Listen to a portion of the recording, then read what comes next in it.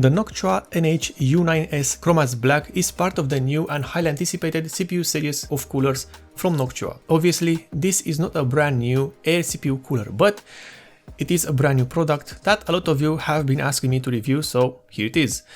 The NH-U9S chromax.black is almost identical with the regular NH-U9S cooler that I've reviewed around 4 months ago. This CPU cooler is available for purchase for around $65.90 or euros, which makes the chromax.black variant roughly $10 more expensive than the regular variant of the same product, which is in line with other chromax.black branded products from Noctua. The main advantage of the NH-U9S is the overall size of the cooler and the asymmetrical design of the heatsink and heat pipes. The cooler has a height of just 125mm and a length of 95mm. The heat pipes, which give this asymmetrical design, are shaped towards the back of the cooler. Thus, the whole heatsink and fan assembly is moved towards the back and away from the RAM slots of the motherboard. The fan used on this cooler is the Noctua NF-A9 PWM chromax.black edition. This fan has a maximum rotational speed of 2000 RPM and a minimum speed of 400 RPM. In addition, the fan has a standard size of 92mm and has a thickness of 25mm. Other features of this fan, apart from the very good Noctua SSO2 bearing system, include rubber pads on the corners of the fan frame to dampen the vibrations and also to prevent scratching of the heatsink surface. The cable of the fan is short but will reach the CPU fan headers, which are found around the CPU socket of the motherboard. As is the case with most Noctua fans, this too has a synthetic sleeving protecting the wires inside and uses a regular 4-pin connector for powering the fan. The base plate of the NH-U9S is made from nickel-plated copper, which also has a highly reflective surface that is close to the reflection of a mirror. There are still subtle circular marks left from the manufacturing process, however, overall those will not interfere with the spread of the thermal compound on the CPU surface because they are barely noticeable. The cooler has 5 heat pipes, which are made from the same nickel-plated copper as the base plate. These have the standard outer diameter of 6mm and are also covered by the same all-black matte coating as the rest of the heatsink.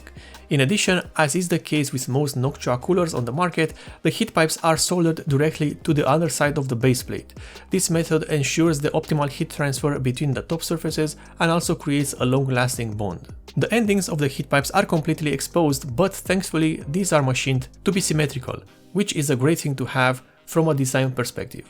The heatsink has around 45 aluminum cooling made fins, which are also covered by the matte black coating that is now characteristic of the chromax.black series. These fins are shaped downwards on the sides of the heatsink to channel the airflow towards the back of the cooler and increase the overall sturdiness of the heatsink as a unit.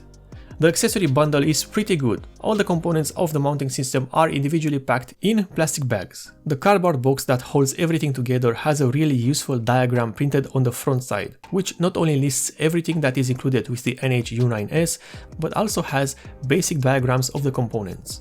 We start with the user manual, which is printed in 3 different variants. Each addresses a separate platform and socket series. Then there is a metallic backplate which has the studs pre-installed. Afterwards, a tube of NT-H1 thermal compound, a metallic Phillips screwdriver, an extra pair of fan clips for an additional fan, and a low noise adapter. Yes, you also have the components for the Secofirm mounting system, which includes plastic spacers, metal mounting arms for AMD and Intel, and nuts and bolts. The installation of the cooler is very easy thanks to the way the Secofirm mounting system is designed. It goes something like this. You install the backplate at the back of the motherboard, then you install the required plastic spacers over the studs on the front of the motherboard. Afterwards, place the mounting arms over the spacers and secure those with the included nuts. Afterwards, you apply the thermal compound on the CPU surface, and finally, you install the heatsink over the CPU, tightening the spring-loaded screws over the mounting arms. Then, the fan is installed at the front of the heatsink and you connect it to one of the CPU fan headers of the motherboard, and you're done. And this is how the NH-U9S chromax.black looks like installed in a regular system. Notice how the matte black coating has a slight reflection of the LEDs present on the other components. In addition, it looks much better than the regular variant, not because it is not brown, but because the reduced dimensions of the heatsink and the all-matte black coating helps blend in the entire cooler with the rest of the system, especially if it's a system like mine, where the RGB is not really that integral. In terms of the clearance, thanks to the asymmetrical design and the size of the heatsink, the front fan does not even reach the RAM slots of the motherboard. Thus, you can use any RAM kits you want. For the graphics card clearance, there's a good amount of space left in between the sides of the heatsink and the backplate of the graphics card. Enough space, I'd say, for easy access to the top mounted M.2 sockets. Before we head into the performance testing, here is a noise sample of how the CPU cooler sounds like, with the included fan starting at a dead stop and then speeding up to its maximum speed of 2000 RPM. I am doing this to offer you a better idea of what to expect noise-wise from this CPU cooler, because while the decibel readings are useful, those do not take into account unwanted noises such as bearing ticking, vibrations, or high-pitched noises.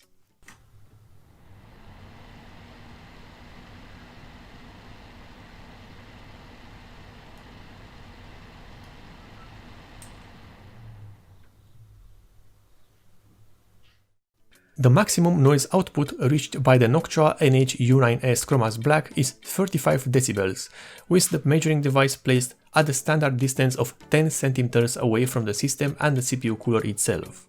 The CPU used for testing out CPU coolers, unless otherwise stated, is the Intel i9-9900K, running both at its factory frequency and then overclocked manually to 5 GHz on all cores. The first test uses the Intel Burn Test V2 benchmark, which simulates a CPU load that is close to what you can encounter in your daily usage, such as a modern AAA video game or photo or video editing. And in this test, the NH-U9S chromax.black reached a maximum temperature of 67 degrees Celsius, with the ambient temperature fixed at 26 degrees Celsius, and this is with the CPU overclocked to 5 GHz. Also, if you were wondering if the chromax.black variant was performing any different than the regular NH-U9S, well, now you know that both coolers are identical in performance. Moving on with the second test, which uses the FPU stability test within the AIDA64 Extreme software.